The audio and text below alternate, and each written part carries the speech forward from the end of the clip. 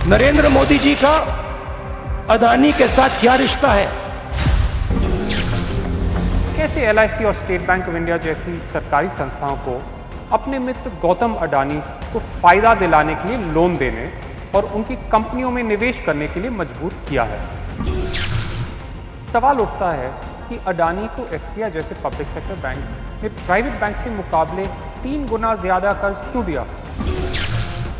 जिस दिन मोदी जी गौतम अडानी और अरुंधति भट्टाचार्य के साथ लंच के लिए बैठे, उसी दिन अडानी ग्रुप ने घोषणा की कि एसबीआई $1 बिलियन या 6,000 करोड़ रुपए का लोन देने के लिए राजी है।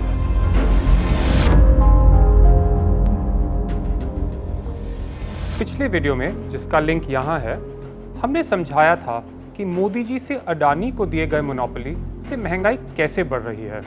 अब हम बताएंगे कि मोदी सरकार ने भारत के नागरिकों की सेविंग्स के साथ कैसे खिलवाड़ किया है, कैसे एलआईसी और स्टेट बैंक ऑफ इंडिया जैसी सरकारी संस्थाओं को अपने मित्र गौतम अडानी को फायदा दिलाने के लिए लोन देने और उनकी कंपनियों में निवेश करने के लिए मजबूर किया है।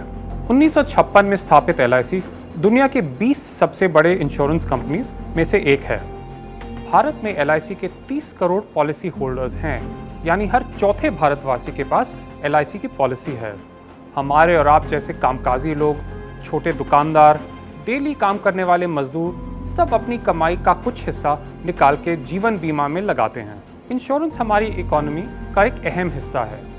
देश की कुल घरेलू सेविंग्स के 6 रुपए में से 1 रुपया इंश्योरेंस में जाता है। जितने पैसे शेयर बाजार और डिबेंचर्स में इन्वेस्ट होते हैं, उससे 4 या 5 गुना घरों की बचत इंश्योरेंस में जाती है, और इसमें से सबसे ज्यादा एलआईसी में ही जाती है। अब देखते हैं मोदी सरकार आपके पैसों की देखभाल कैसे कर रही है। Normally private mutual funds markets में ज्यादा रिस्क लेते हैं, लेकिन वे ज्यादातर अडानी ग्रुप से दूर रहे हैं। पर एलआईसी, जो पब्लिक सेक्टर कॉर्पोरेशन है, उसके 10 लाख करोड़ शेयर बाजार के निवेश में से 8% भाग 2022 में अडानी ग्रुप की कंपनियों में था। इसका रिजल्ट क्या है? इसका मूल्य इस साल गिरता गिरता आधा हो गया, लेकिन एलआईसी अभी भी अडानी में लगातार इन्वेस्टमेंट कर रहा है। ये क्या कारण है कि एक सरकारी संस्था जो करोड़ों नागरिकों की सेविंग्स के जिम्मेदार है, मोदी जी के मित्रों की कंपनियों में आपके और हमारे पैसे डाल रहा है, जिसका मूल्य 3 महीनों में आधा हो चुका है और 83,000 करोड़ से गिरकर आधा हो गया है। ऐसे फैसलों का सीधा असर एलआईसी की शेयर प्राइस में दिख रहा है। एलआईसी की लिस्टिंग 17 मई 2022 में हुई। तब से अब तक निफ्टी 50 इंडेक्स 10% बढ़ा है और एलआईसी की स्टॉक प्राइस 40% गिरी है। आधी की गिरावट पिछले 3 महीनों में ही हुई है। इसका नुकसान एलआईसी के 34 लाख शेयर होल्डर्स को झेलना पड़ रहा है। अब आप बताइए, एलआईसी, जिसकी जिम्मेदारी भारतवासियों की सेविंग्स को सुरक्षित रखना है, इन्होंने इतना सारा पैसा मोदी जी की मित्र की कंपनी में क्यों डाला है? क्या इसका जवाब फोन बैंकिंग है?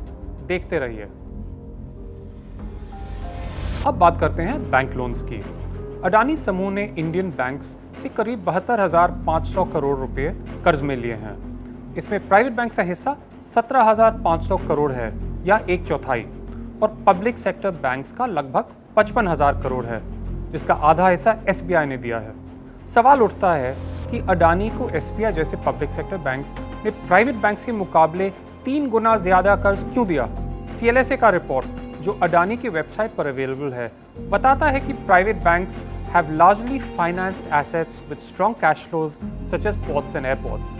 मतलब पब्लिक सेक्टर बैंक्स के लोन उन प्रोजेक्ट्स में गए हैं जिनका कर्ज अधिक है और कैश फ्लोज कम। लेकिन ये हुआ कैसे? मोदी जी स्वयं हमें बताएंगे। फोन बैंकिंग घोटाला, यानी दिल्ली से एक फोन जाता था और कुछ विशेष लोगों को लाखों करोड़ का कर्ज मिल जाता था। स्थिति ये थी कि उस कर्ज की किस्त चुकाने के लिए भी फिर उसी बैंक को फोन करके नया कर्ज दिलवाया जाता था। अब समझ गए, मित्र काल में फोन बैंकिंग तो चल ही रहा है, लेकिन अब लंच बैंकिंग का एक नया कॉन्सेप्ट सामने आ गया है। 2014 में अडानी ग्रुप ने ऑस्ट्रेलिया में एक कोल माइन डेवलप करने का प्रयास किया। श्री गौतम अडानी और एसबीआई चेयरपर्सन श्रीमती अरुंधति भट्टाचार्य मोदी जी के साथ ब्रिस्बेन पहुंचे, जहां G20 की मीटिंग चल रही थी। वैसे G20 के 20 सदस्यों को मीटिंग करने का मौका मिलता है।